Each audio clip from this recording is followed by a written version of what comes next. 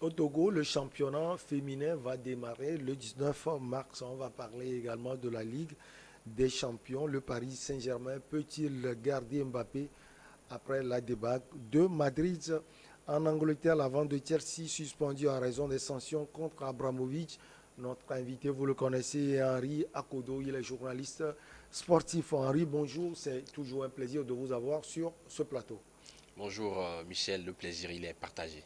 On va donc commencer par le football togolais, le football féminin, surtout le championnat national de football de première division va commencer le 19 mars prochain.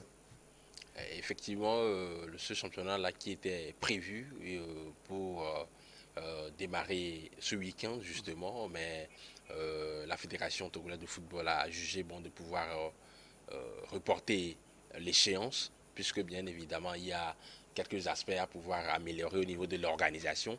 Sur le plan administratif, l'enregistrement des joueuses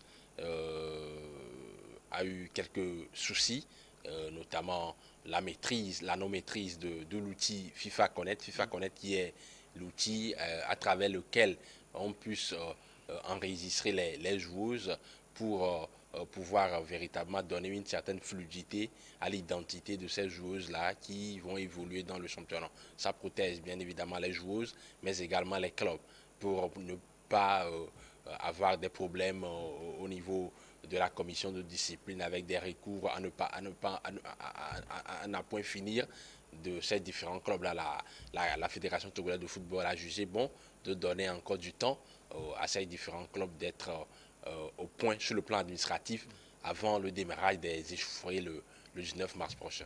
Alors, tout est à un niveau organisationnel, vous voulez dire. Et effectivement, tout est à un niveau organisationnel. La Fédération togolaise de football qui, depuis quelques années, veut être en phase avec les différentes réformes de la FIFA, surtout sur le continent. On sait très bien qu'il y a souvent des problèmes épineux à ce niveau-là, au niveau de l'enregistrement des joueurs et des joueuses, au niveau même organisationnel, sur le plan administratif. Donc, pour donner une certaine traçabilité, une certaine efficacité, bien évidemment, à l'enregistrement des joueuses, la Fédération togolaise de football a décidé bon, de pouvoir accorder encore plus de temps au club de s'y préparer et d'être véritablement en phase avec les réformes qui ont commencé il y a de là quelques années. Henri Akodo, on a vu récemment la qualification de l'équipe nationale féminine pour la d'Afrique des Nations, version féminine, qui aura lieu au Maroc. Vous pensez que cela va être un aiguillon pour ce championnat à venir? Effectivement, il y a de là quelques mois, lorsque le championnat précédent était à sa fin, la Fédération togolaise de football par la voix de feu, désormais secrétaire général de la Fédération togolaise de football, le feu Chris Daké, disait notamment que la fédération a l'ambition de pouvoir véritablement réorganiser totalement le football féminin, donner encore une certaine priorité à cette discipline sportive pour pouvoir permettre à ces différents talents de s'éclore, de s'exprimer dans les bonnes conditions.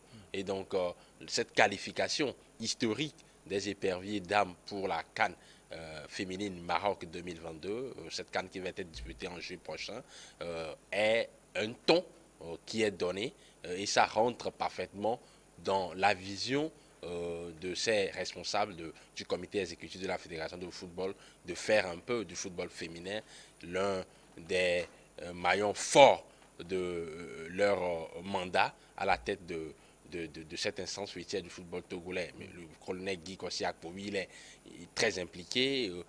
Madame le ministre des Sports, Dr Lydie Bessikama également, a pris à plusieurs reprises son bâton de pèlerin pour pouvoir véritablement inciter les dirigeants à aller dans ce sens-là, à mettre beaucoup plus de moyens dans le développement du football féminin. Il y a des talents un peu partout. Il y a une horde de jeunes talents, pas possible dans ce championnat. Moi, j'ai eu la chance de commenter justement les matchs de la saison dernière, notamment la finale qui a opposé Atleta FC à Djabir FC. Atleta qui l'a emporté, qui reste l'équipe championne en titre. Oui. Et il y avait des talents assez intéressants, des joueuses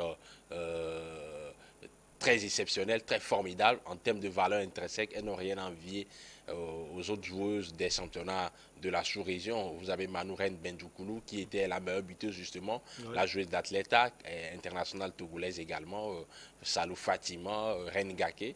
Elles sont très nombreuses ces joueuses-là et je pense qu'une bonne organisation du championnat, un calendrier efficient et efficace, une bonne préparation, c'est-à-dire des joueurs sur le plan physique, athlétique, mental et évidemment psychologique et vont permettre, ces aspects-là vont permettre à ces joueuses-là de se mettre au diapason, visiblement, avant la Coupe d'Afrique des Nations qui reste les séances majeures. Oui, aujourd'hui, on a des joueuses qui évoluent un peu partout. Un peu partout. Hein. Donia, bien évidemment. Fanela qui vient de signer au niveau de Al Ain, en Émirats Arabes Unis. Nous avons les joueurs. Le club de Fodo là-bas. Fodo là-bas. Donc voilà un peu, on a une deuxième. On a une deuxième joueuse, bien à part Fodo là-bas, qui évolue pour la sélection nationale masculine. Nous avons une joueuse également internationale, Pervier Dame, qui est dans ce même club. C'est-à-dire c'est illustratif de la progression de ce football féminin. À côté, on a également ces joueuses-là, notamment Amiratou Ndjambara, bien évidemment, la buteuse, elle évolue en D2 marocaine, sans oublier également la figure tutélaire, la figure de Pou Wedi Koumafi qui évolue en D2 française en Niger. C'est-à-dire que ce football féminin togolais est en train de progresser, mais la plupart de ces joueuses évoluent dans le cru local et la fédération a tout intérêt à mettre les moyens nécessaires à ce que le championnat puisse se dérouler dans de très bonnes conditions, histoire de permettre à ces joueurs de se préparer dans les compétitions les plus optimales avant les séances grandes qui sera la compétition africaine en juillet prochain. Alors, on remarque une chose, Henri Akodo, les clubs, la plupart des grands clubs au niveau de ce championnat togolais se situent dans la zone sud. Vous venez de citer quelques-uns. Et au niveau de la zone nord, pourquoi on n'arrive pas à remarquer des clubs de renom, pourquoi on n'arrive pas à avoir des clubs féminins comme Asco de Cara, comme ACK et autres? En tout cas, sur le long terme, c'est la politique que veut adopter la Fédération togolaise de football qui veut bien évidemment inciter ces clubs sur le plan masculin, du football masculin, qui ont une certaine posture, une certaine stature et qui évoluent bien, contrairement à ces clubs de la région du Nord. Sur le plan masculin, bien évidemment, qui brille. Sur le plan féminin, c'est le néant quasiment, à part Djabir, qui avait joué la finale la saison dernière avec Athlète FC. Donc l'idée sur le long terme pour la fédération, c'est d'inciter, de prendre des dispositions, des réformes pour inciter ces clubs féminins à s'allier avec bien évidemment ces grands clubs masculins-là, afin de bénéficier des moyens et de pouvoir également être en phase avec la concurrence qui est un peu démentielle. Dans la zone sud, on a des clubs intéressants, Amis du Monde, Atleta, Apache, ces grands clubs-là qui étouffent quasiment les clubs du Nord qui n'ont pas de moyens, qui n'ont pas véritablement les joueuses qu'il faut pour pouvoir rivaliser. Alors, on va parler de la Ligue européenne des champions avec cette soirée cauchemardesque pour le club francilien. Le Paris Saint-Germain a été éliminé au Santiago Bernabéu par une équipe du Real Madrid portée par le Français Karim Benzema. C'est pourtant Kylian Mbappé qui a ouvert le score. Et puis, on a vu le talent, la classe d'un certain Benzema. La première question, avant de vous poser cette question, si Mbappé va rester au Paris Saint-Germain après la débâcle de Madrid, comment vous avez analysé cette rencontre, Henri Akodo? Je vais tout simplement paraphraser un grand penseur, Albert Einstein, grand scientifique de son état, qui dit, je cite, je vais paraphraser bien évidemment, la plus grosse bêtise humaine, c'est de répéter les mêmes choses et d'attendre des résultats autres. Ça voudrait dire que le PSG, bien évidemment, qui ces 2 dernières années a essayé un temps soit un peu de pouvoir aller très loin dans cette compétition de la Ligue des Champions. C'est leur objectif. La finale en 2020, la demi-finale en 2021. On pensait le PSG guéri de ces mots. Finalement, cela n'a été qu'un coup d'éclat qui se révèle éphémère aujourd'hui avec le résultat de la fois dernière. Le PSG qui sombre à nouveau, les spectres et les démons du passé qui ressurgissent, c'est dire que ce PSG-là, visiblement, n'est pas encore exorcisé de ces mots et que le projet véritablement va prendre un sacré coup après cette débâcle. C'était quand même un scénario littéralement renversant et bourrifant. Le PSG sur 3 mi-temps, sur les 2 confrontations, notamment au match aller, le PSG a littéralement systématiquement dominé le Real Madrid, mais n'a gagné que par 1-0 grâce à un but exceptionnel de Kylian Mbappé. Et bien évidemment, pour ce match retour, le PSG qui a voyagé au Santiago Bernabéu avec l'objectif de pouvoir consolider son acquis du match aller pour pouvoir se qualifier.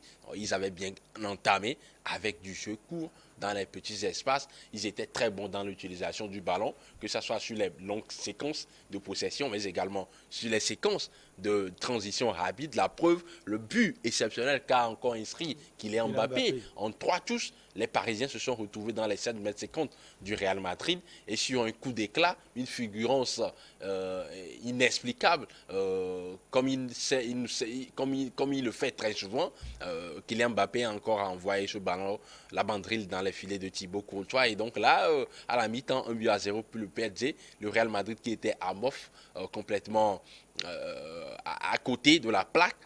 L'on se disait que le PSG ne peut plus passer à côté de sa qualification qu'il tendrait.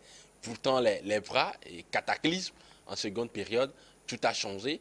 Un fait de jeu qui est venu changer le cours de la rencontre. Oui, cette action de la 60e minute, cette bourde monumentale d'un certain Gianluigi Donnarumma. Pour vous, c'est une bourde du Transalpin ou bien une faute du Français Benzema? Au-delà d'une bourde du Transalpin, c'est une erreur collective en fait. Parce que c'est une succession d'erreurs, parce que quand vous voyez un peu bien la position des joueurs parisiens, lorsque Nuno Mendes allait jouer la touche, c'était inexplicable. Il y avait Danilo, moi j'ai eu la chance d'analyser, de scruter à plusieurs reprises cette action de la 60e minute. Danilo parlait avec Mauricio Pochettino, donnait des consignes à Danilo, alors qu'il y avait une remise en touche pour une remise de touche pour le PSG. Il fallait être là, être présent pour proposer une solution. Ils ont décidé de jouer, de repartir de derrière et tout est parti de là. Bien évidemment, manque de concentration, manque de lucidité, manque de discernement et bien évidemment, cette nonchalance de Gianluigi Donnarumma. Il n'y avait purement pas foutu sur cette action. Benzema a tout simplement mis un pressing intense et il a récupéré le ballon. Oui, il y avait contact, mais le contact était trop léger pour siffler une faute. C'était quand même, ça peut arriver, des faits de jeu, cette égalisation de la 60e minute, un but partout. Le PSG était en position d'être qualifié. Comment ce PSG peut-il couler? Ça veut dire que c'est une équipe qui n'a pas aussi une psychologie forte. Bien évidemment, l'équipe n'a pas de mental. C'est assez clair, c'est illustratif. Comment le PSG comment le Paquebo peut couler à ce niveau d'exigence? Ce n'est pas possible. Oui, ça peut arriver, ce fait des jeux. Mais après ce fait de jeu-là, on a senti des joueurs, visiblement, leur mine déconfite, une certaine... ils étaient paralysés, ils étaient hypnotisés, crispés, tétanisés. J'étais horrifié de voir par exemple Marco Verratti qui avait tout simplement supplanté les Madeleines dans l'an-2 de par ses petites passes, le redoublement de passes qu'il initiait les mouvements et qui a complètement sombré après l'égalisation. Et derrière... C'est peut-être le réveil des Madrilènes. Effectivement, les Madrilènes sont sortis de leur léthargie, de leur torpeur, et ils ont opposé une très belle résistance. Ils ont mis de l'intensité, du rythme, ils ont coordonné leur course, ils ont synchronisé leur course, et à la fin, ils ont été efficaces.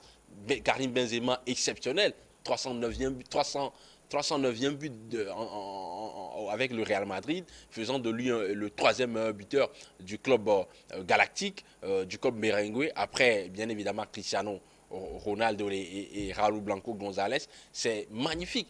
Mais comment le PSG a-t-il pu se faire piéger de la sorte? C'est inimaginable. Ce n'est plus un accident, c'est une culture. Si vous vous rappelez, en 2014, face à Chelsea, alors que le PSG menait au match aller 2-0, à 10 minutes de la fin, le PSG a sombré au match retour. En mars, précisément le 6 mars 2019, 2017 bien évidemment, 2017. face au FC Barcelone, le scénario de la remontada, l'irrationnel quasiment, alors que le PSG avait mené 4-0 au match aller, 6-1 au match retour pour se faire sortir de cette compétition. La vergogne également, c'était en 2019, en mars précisément, face à cette formation de Manchester United, le PSG qui avait mené à Old Trafford 3-1 au match aller, s'est fait 2-0 au match aller, s'est fait reprendre au match retour au Parc des Princes 3-1 avec une équipe mancunienne qui n'était pas aussi en place. Bien évidemment. Et donc aujourd'hui, je pense qu'au-delà du résultat sportif,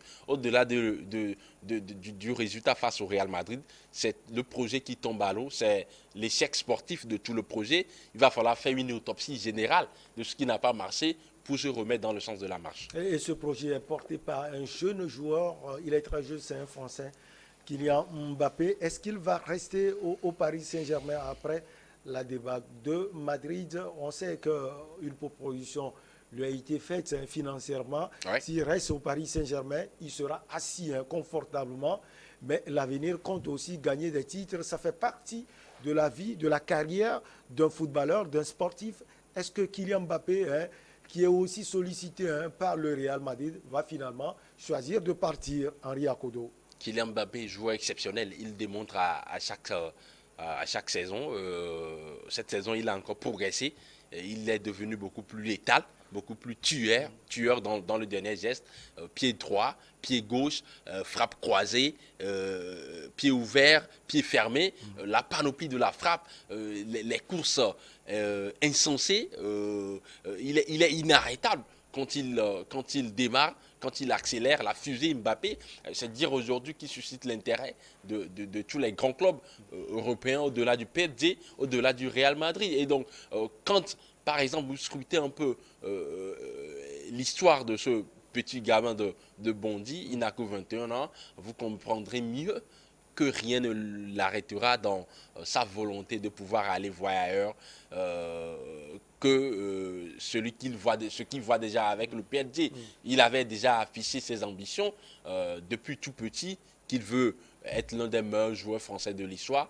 Et donc je pense qu'aujourd'hui, avec le scénario de l'élimination, au-delà même de l'élimination, avant même cette rencontre, il y avait certaines attitudes qui montraient visiblement que son sort ne dépend forcément pas du résultat de cette rencontre. Je pense que le sort de Kylian Mbappé, il est scellé depuis.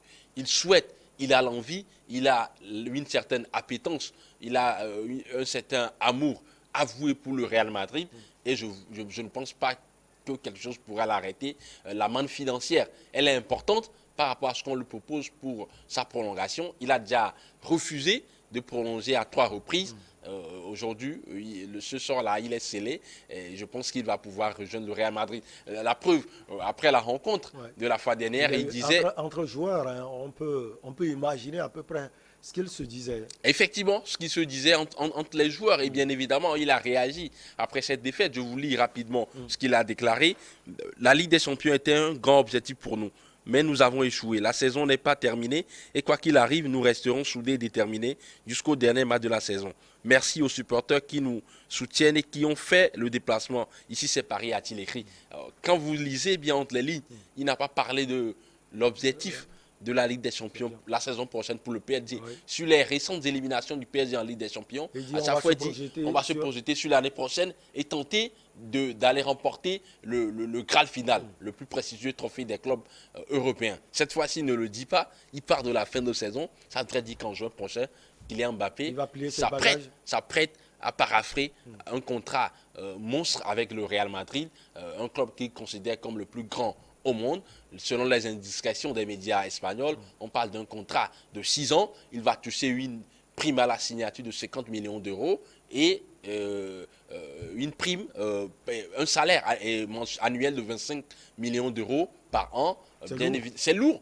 Aujourd'hui, il s'est gardé de faire des commentaires, de se prononcer sur son avenir, bien évidemment, parce qu'il reste professionnel, il est bien entouré, il est bien encadré par son agent, ses parents, mais je pense qu'il a déjà fait son choix, le choix du cœur, le choix du Real Madrid, et on ne serait pas étonné de voir le Bondinois signer dans le plus grand club au monde l'été prochain. Ah oui, vous avez parlé de choix, mais Roman Abramovich, lui, n'a pas de choix. La vente de Chelsea suspendue en raison des sanctions contre l'oligarque russe Henri Akodo. Qu'est-ce qui se passe précisément dans le nid des Blues de Chelsea? Le bateau est en train tout simplement de couler. Ce club qui a été repris par Roman Abramovich en 2003, il avait acheté à 168 millions d'euros. Il a transformé, il a transfiguré complètement l'historiographie de ce club-là. Avant Roman Abramovich, à Chelsea, il n'y avait rien dans l'armoire à trophées. Aujourd'hui, avec la présence de Roman Abramovich depuis 2003, Chelsea a remporté 5 premières ligues et 2 Ligue des Champions, pour ne citer que ces 2 trophées majeurs là. Et avec la crise qui secoue la guerre, l'invasion russe en Ukraine, bien évidemment, Chelsea est en train de payer le prix fort parce que son président, Roman Abramovich, 55 ans, est proche du Kremlin. Ouais. Il fait partie de ces 7 milliardaires qui sont très proches du Kremlin. Et le pouvoir britannique accuse clairement Roman Abramovich d'être également lié clairement à Vladimir Poutine, qui est en train d'envahir actuellement l'Ukraine. Et donc pour pouvoir punir l'oligarque russe, le gouvernement anglais a tout simplement annulé, a tout simplement pris un certain nombre de sanctions contre lui, notamment l'interdiction de voyage, l'interdiction de faire des transactions avec d'autres entreprises, l'interdiction également d'apporter des financements à son club. Et à ce rythme-là, il avait un projet, la vente du club, mais tout est tombé à l'eau avec ces mesures-là draconiennes que vient de prendre le gouvernement anglais.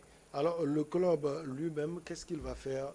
L'avenir de ce club qui est engagé en Ligue des Champions, qui va jouer contre le LOSC, c'est la semaine prochaine. Il y a beaucoup d'incertitudes à ce niveau. On sait que Roman Abramovich a injecté beaucoup d'argent et à chaque fois, oui, il y a le fair play financier qui dit vous ne dépensez pas de plus que ce que vous avez eu à gagner, bien évidemment. Mais on sait très bien que Roman Abramovich, amoureux de football, amoureux de son club Chelsea, injecte souvent de l'argent sur le marché de transfert de sa propre poche pour pouvoir véritablement acquérir les plus grands joueurs aujourd'hui. Avec son départ, je pense que Chelsea, il y a une période de vache maigre qui va arriver. On est dans une incertitude totale, même si le gouvernement anglais a rassuré les fans de Chelsea qu'il prendra en main ce club provisoirement et en attendant un repreneur, en attendant que la situation s'éclaircisse. Je pense qu'il y aura eu beaucoup d'incertitudes autour de ce club. Merci beaucoup à vous, Henri Akodo. C'est toujours un plaisir de vous avoir sur ce plateau. C'est moi. On va marquer la pause pour le journal et derrière, on reçoit nos invités au regard croisé.